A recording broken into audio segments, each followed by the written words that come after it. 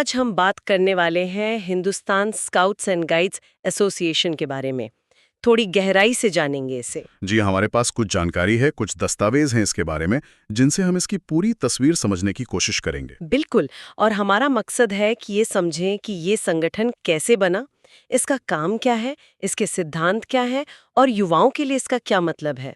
और ये जानना इसलिए भी अहम है, जैसा आपने कहा, कि ये एक गैर राजनीतिक, गैर सांप्रदायिक संगठन है। मतलब इसका पूरा फोकस युवाओं के विकास पर है। जी। और इसकी कहानी भी काफी दिलचस्प है।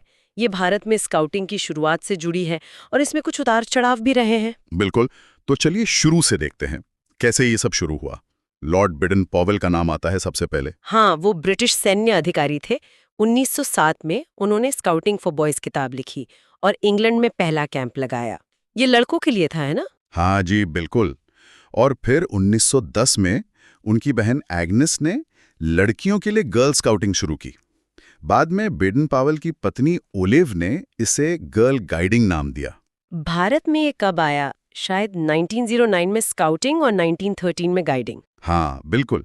लेकिन यहाँ एक बात थी, शुरुआत में ये सिर्फ यूरोपियन और एंग्लो इंडियन युवाओं के लिए ही था। अच्छा, मतलब भारतीय युवाओं को शामिल नहीं किया गया था? जी नहीं, शुरुआत में नहीं। और इसी बात का विरोध भी हुआ। हाँ, होना ही था। तो फिर देखिए, 1921 में बेडन पावेल खुद भारत आए थे। तब पंडित मदन मोहन मालवीय जी ने उनसे बात की। उन्होंने कहा कि भाई इसे सभी भारतीय युवाओं के लिए खोलिए। लेकिन वो माने नहीं, है ना? नहीं, वो उस वक्त राजी नहीं हुए।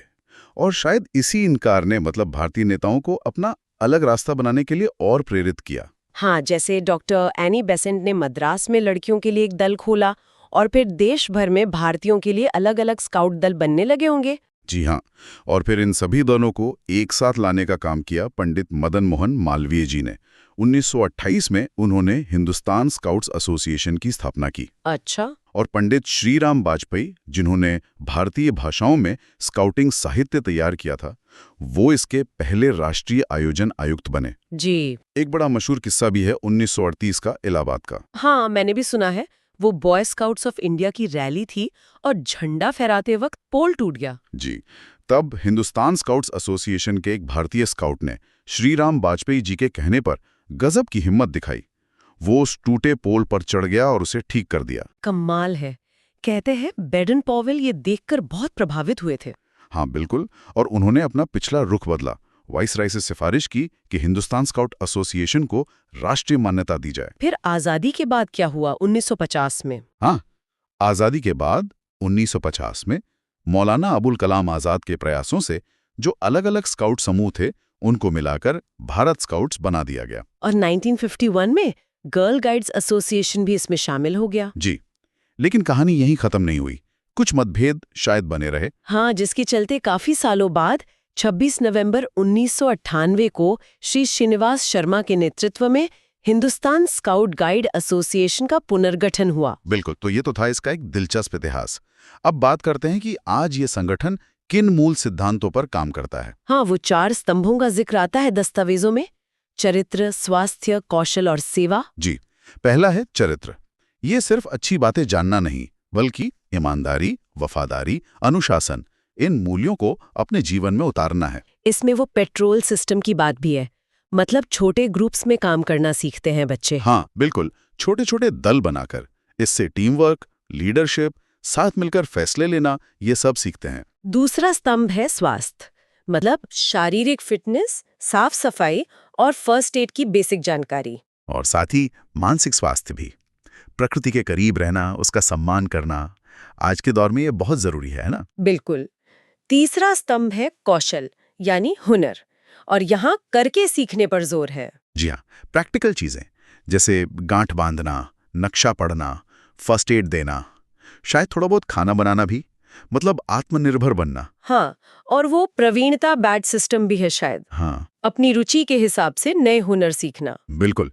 अपनी पसंद की चीजों में महारत हासिल करना। और चौथा स्तंभ है सेवा, यानी अपने समाज, अपने समुदाय के प्रति जिम्मेदारी, दूसरों की मदद करने का जज्बा। वो रोज एक अच्छा काम करने वाली आदत डालना। छोटी सी लगती है पर बहुत मायने रखती है। जी। सहानुभूति, एक अच्छे नागरिक होने की भावना, ये सब यहीं से आता है।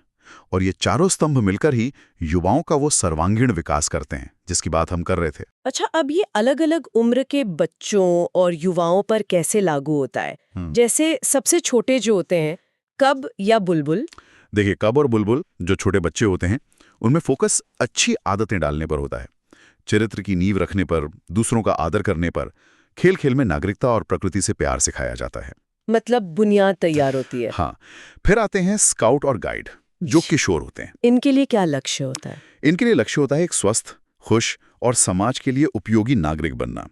तो वो हुनर सीखते हैं ताकि जरूरत पड़ने पर दूसरों की मदद कर सकें, अपनी जिम्मेदारियों को समझते हैं, लीडरशिप सीखते हैं और सामुदायिक सेवा में हिस्सा लेते हैं। और फिर आखिर में रोवर और रेंजर जो युवा वयस्क होते हैं। जी, इनका ध्यान होता है सक्रिय नागरिकता पर, आत्मनिर्भरता पर और बड़े स्तर पर सेवा करने पर।